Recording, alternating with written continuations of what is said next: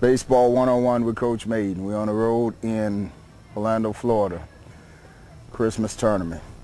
Now the first thing we're going to address with you guys as far as baseball is the 5-2s of the game. 5-2s is what college coaches and Major League scouts use to evaluate a ball player. First tool is the ability to hit. With a hit, scouts and coaches look for what's called bat speed.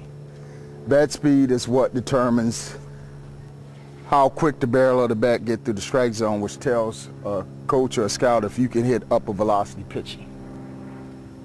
So when you get from here to here, the hitting zone is how quick the bat gets there, not how hard you swing. And we're going to address later how you generate bat speed and so on and so forth. Some of the balls that was hit today, bat speed, where they was fouled off over the home plate, with bat speed, some of those pitches would have been jumping out of the ballpark or hit the center field in the gap, so on and so forth. That's what bat speed is. But of course, we know some of your timings were off because you haven't swung a bat in a long time, and timing is everything. But that's what bat speed is. It's how quick the barrel of the bat gets to the strike zone. That's what tells if you can hit upper velocity pitching. Upper velocity pitching. And then the ability to hit for power. Everybody is not a power hitter. You know, little guys on the lineup, some guys are spray hitters, and some guys are line drive hitters, some guys are double type hitters, and some guys are power hitters. Those are the guys that's able to hit the ball out the ballpark somewhat on a consistent basis without using steroids. All right, so you have the ability to hit and hit for power. Those are the first two tools that a scout or a coach go break down in your ability when he's watching you. And it doesn't matter if you strike out. Strikeouts are part of the game. Bat speed still gonna be there even if you strike out. And sometimes pitchers are gonna make good pitches on you and get you out. The ability to hit for power, run. Now, running speed is just that. If we time you in a 60, when you're using the watch don't lie. It don't matter if you're running beside a fast person or a slow person. When you're scouting a game, scouts come to a game and they use the stopwatch. And they'll just sit there with it in their hand. And now, years ago, scouts were more, it was pretty obvious when they was there because they came with the guns. They looked like scouts. Scouts are more the street now. They'll sit in the stands or stand on the side and you won't even know they're necessarily a scout unless they tell you. But they had a stopwatch in their hand. From the time the crack of the bat, they start to watch. And they get a time to you going down to first base. It's 2 times going to first, on the turn and on the base hit. And we'll get into that, the turn and base hit, a little bit down the road. But when they start to watch, time doesn't lie. When they run, you're in the 60-yard dash. 60 yard is 3 feet in the yard. Those of you that don't know math. So that's, you know what 3 times 60 is? Okay, so that's 180 feet. When they time you in a 60, a 6'9" is average major league speed. So if you were at a trial camp, having been a former major league scout right now, if I was running a trial camp, the first thing they do is they run everybody in a 60. And usually those that are not at 6'9", it may take some at 7'0", 7'1". If you're not there, that's the first process of elimination. Because if you have a trial camp, you got 50, 60 kids that you're eliminating the ones that are not meeting what we define as major league standards. So 6'9" is average major league speed.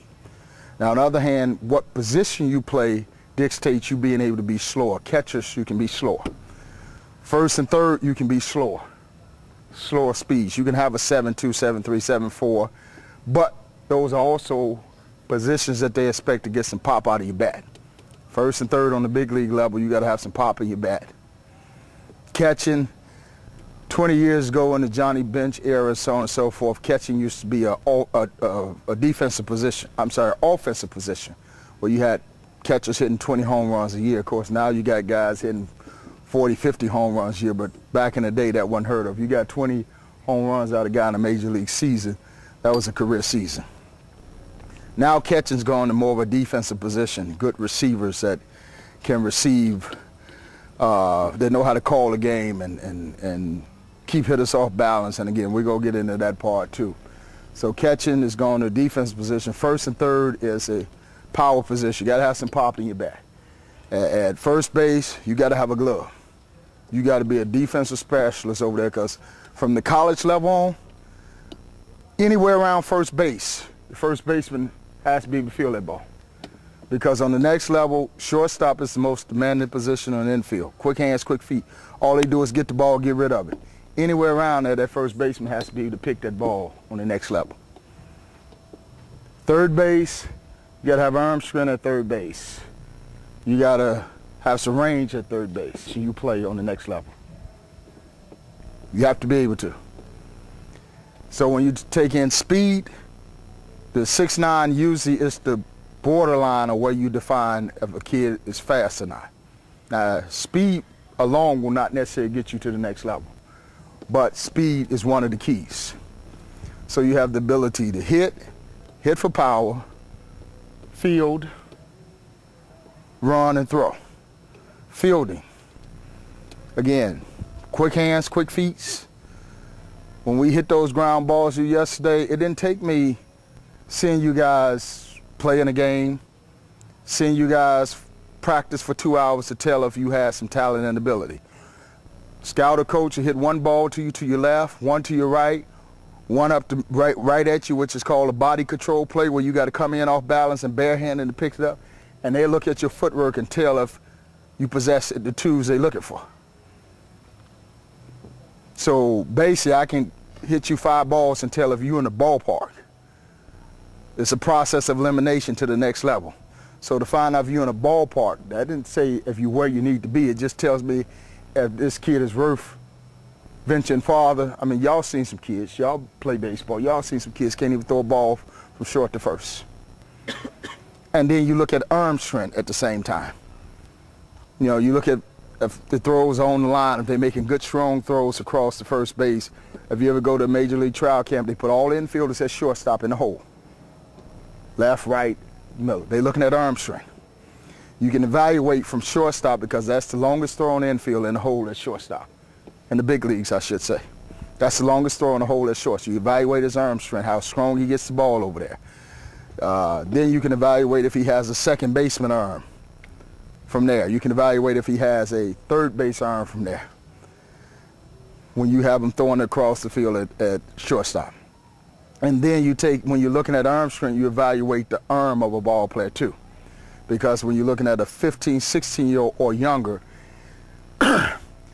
their arm is not as developed as a 17, 18-year-old arm should be developed. So your rating and judgment is going to be different for a 15, 16-year-old or younger basis or older guy. So when you're looking at the tools, you're evaluating, again, the ability to hit for power, run, field, and throw.